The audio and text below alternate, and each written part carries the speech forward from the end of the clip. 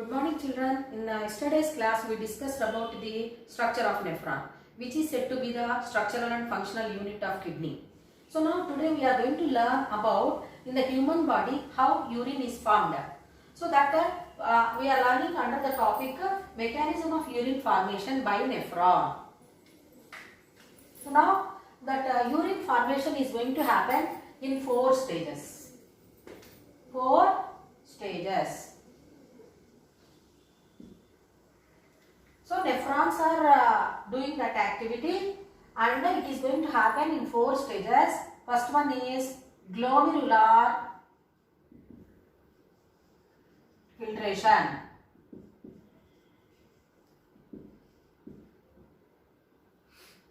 Second one, tubular reabsorption.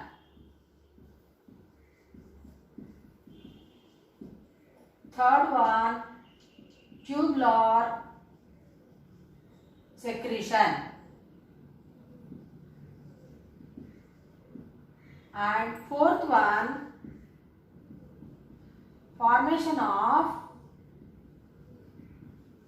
hypotonic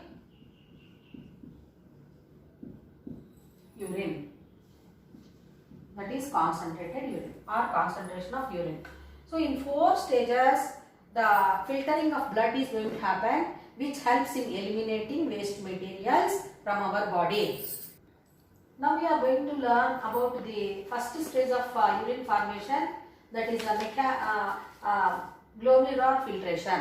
So in glomerular filtration, the blood from the renal artery is going to enter into the glomerulus with the help of afferent arteriole. We know that renal artery is a larger artery. So it is dividing into minute blood capillaries, which we call as afferent arterioles, which is said to be the network of capillaries. This afferent arteriole is going to collect the blood and the blood is getting filtered under the pressure. Ultrafiltration is going to happen because of the narrowness of efferent arteriole, and from here the water and waste materials are going to be collected into the cup-like structure called Bowman's capsule. So the filtrate which is collected here is said to be primary urine. Now we are going to learn about the second stage of urine formation, that is tubular reabsorption. So in the tubular reabsorption, what are the things happening means the filtrate whichever is collected in the Bowman's curve, that filtrate, glomerular filtrate, which is equivalent in its composition to the primary urine except blood cells, means blood cells are absent, remaining all other materials are present in that filtrate. So that filtrate is going to enter into the PCT. PCT means first or proximal convoluted tubule, which is said to be little bit broader here, and here the needy materials whatever are there like amino acids, water, glucose, vitamin C, minerals, all are going to be reabsorbed because of the network of capillaries which are present on the proximal convoluted tubule. So from the proximal convoluted tubule, whatever the waste whichever are collected, they are going to be passed through the loop of Henle and they are going to reach the next part of the nephron, which we call it as a distal convoluted tubule.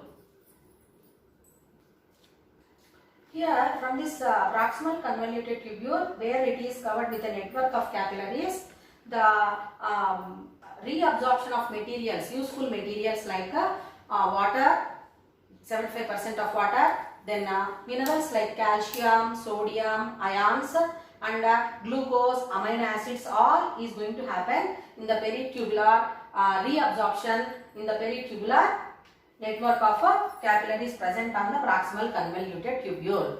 Then it will be passing into the distal convoluted tubule. We are going to learn about the third stage, that is tubular secretion. In tubular secretion, the needy materials are going to be secreted back into the blood, and the waste materials are going to be collected, and it is passing through the loop of Henle, and it will be connected into the distal convoluted tubule.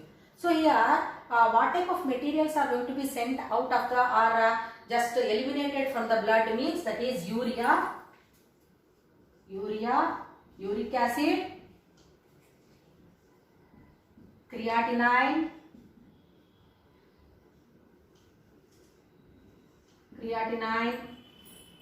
then salts, extra salts, then minerals like sodium, potassium. So all these are going to be just sent out of the body. And here in the tubular secretion, more and more water is reabsorbed back, more and more reabsorption of water is going to be absorbed back into the blood, and the concentration of urine is going to be happening in the tubular secretion. Now we are going to learn about the formation of hypotonic urine, or how the urine is getting concentrated. So in that 75% of water from the filtrate is going to be reabsorbed in the renal tubule, that is PCT, loop of Henle, and only 10% of water is going to be just sent out of the body, and the concentrated urine, further concentration of urine is going to happen in the presence of a hormone called vasopressin.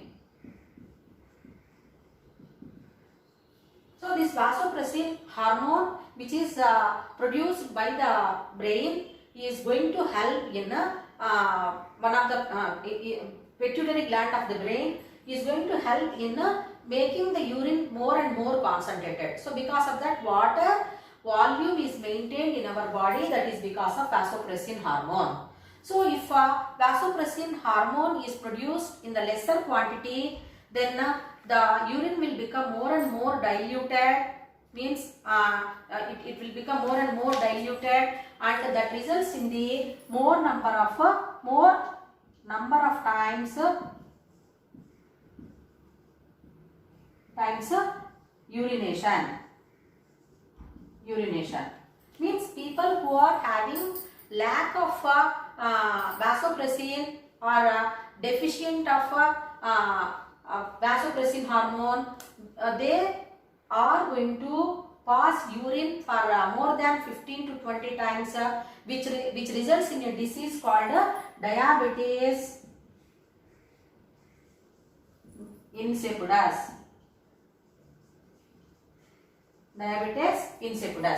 So diabetes insipidus is caused because of the deficiency of vasopressin hormone. So what is the importance of vasopressin hormone? It is going to help in making the concentrated urine. Means the water balance in our body is going to happen, that is because of vasopressin hormone. In some people, if vasopressin hormone is not secreted in the required amount, the urine will become more and more diluted, where more number of times they are going to pass urine, and that disease is called diabetes insipidus. So after that, what is going to happen? That urine, whichever is formed, and it is going to be passed through the different parts of the nephron, and it is collected into the distal convoluted tubule. From here it is going to be collected in the pelvic region, and through the ureter it is going to be sent out of the body.